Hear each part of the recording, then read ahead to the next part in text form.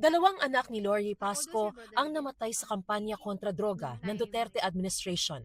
Sa loob daw ng halos 10 taon, pinagkaitan sila ng dignidad at karapatan.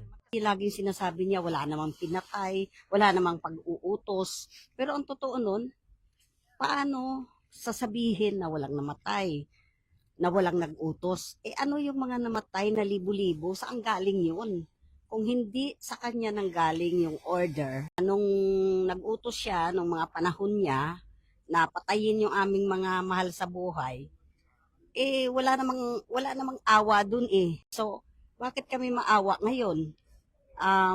Andito na yan sa korte. Kaya sa paggulong ng confirmation of charges hearing laban kay dating Pangulong Rodrigo Duterte, nabuhayan daw sila ng loob nang marinig ang mga argumento ng prosekusyon.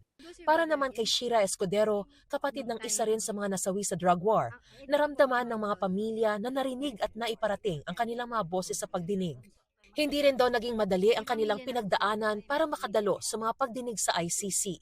Mula sa fundraising, sa napakahabang biyahe, sa adjustment sa time zone, sa change of weather, may ilang pamilya na nagkakasakit na po. Pero lahat po yun, we're willing to endure just to be able to witness yung confirmation of charges ni Duterte dahil maraming taon na po namin hinintay ko. Hangad nilang makita ng korte ang bigat ng ebidensya ng prosekusyon. Ang isa sa abogado ng pamilya ng mga biktima na si Attorney Nery Colmenares umaasang unti-unting babalik sa normal ang buhay ng mga naulila kasunod ng mga nangyaring paglalahad sa ICC. Yung makakilos ka ba ng normal sa komunidad mo? Nang hindi ka tumitingin kung sino mga tao dyan, ikaw pa nga ang agrabyado, ikaw pa nga ang namatayan eh.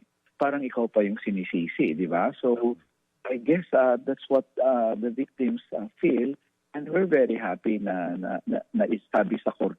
Mula rito sa The Hague, Netherlands, para sa GMA Integrated News, Mariz Umali Nakatutok, 24 Oras.